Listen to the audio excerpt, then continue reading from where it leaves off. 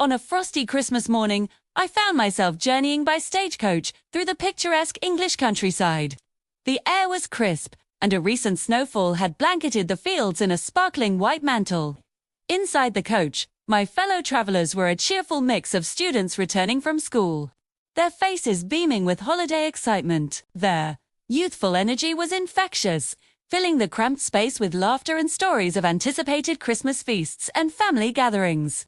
As we rattled along, the coachman, a hearty fellow with a face reddened by the cold, pointed out distant manor houses, their chimneys puffing out welcoming smoke. He shared tales of the families within, especially of the Bracebridges at Bracebridge Hall, renowned for their adherence to the old-fashioned Christmas traditions. Just as he spoke of them, a young man, Frank Bracebridge, rode up on horseback. Recognizing a friend of his father's inside our coach, he extended a warm invitation for all of us to spend Christmas at the hall. The prospect was too delightful to refuse. Leaving the main road, we turned onto a lane that wound through the Bracebridge estate. The sight of Bracebridge Hall was like stepping into a storybook. It was a sprawling, venerable old mansion, a charming medley of architectural styles from different eras. Its gables and latticed windows were dusted with snow, and ivy clung to its stone walls, creating a scene of timeless beauty. We were greeted at the door by the squire himself, a man whose cheerful and open countenance immediately put us at ease. He welcomed us with a heartfelt hospitality that felt as genuine as it was grand. The great hall was a sight to behold. A massive log, the Yule log, crackled and blazed in the cavernous fireplace, casting a warm, flickering glow across the room. The walls were adorned with holly and ivy, and a sprig of mistletoe hung from the ceiling, promising festive merriment. The hall was already bustling with life. The squire's family, a lively assembly of children, grandchildren, and relatives, filled the space with their cheerful chatter. Servants moved about, their faces reflecting the joyful spirit of the house. It was a scene of pure, unadulterated holiday glee, a living tableau of the Christmas celebrations I had only read about in old books. Dinner was announced, and we were led into the banquet hall. The table groaned under the weight of traditional Christmas fare.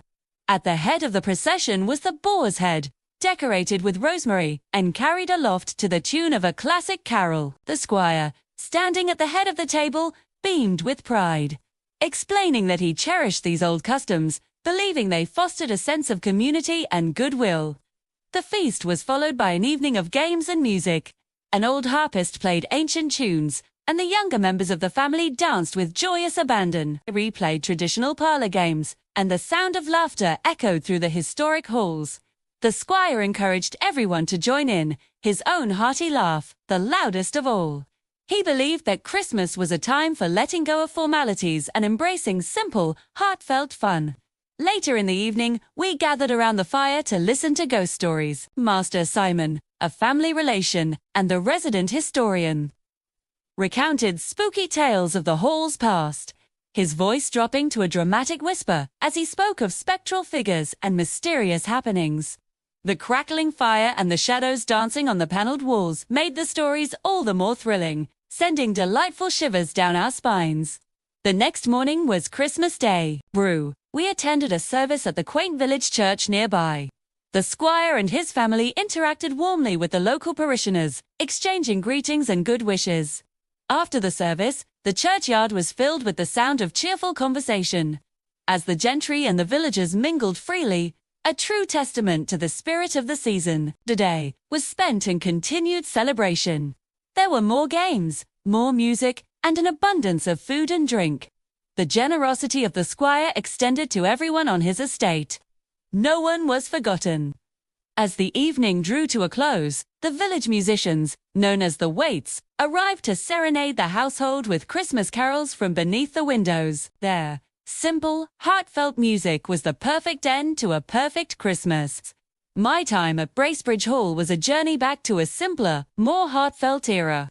It was a powerful reminder that the true spirit of Christmas lies not in expensive gifts or lavish displays, but in warmth, generosity, and the joy of being together. The old customs, so lovingly preserved by the squire, created a bond that united everyone, from the highest to the lowest, in a shared sense of happiness and goodwill.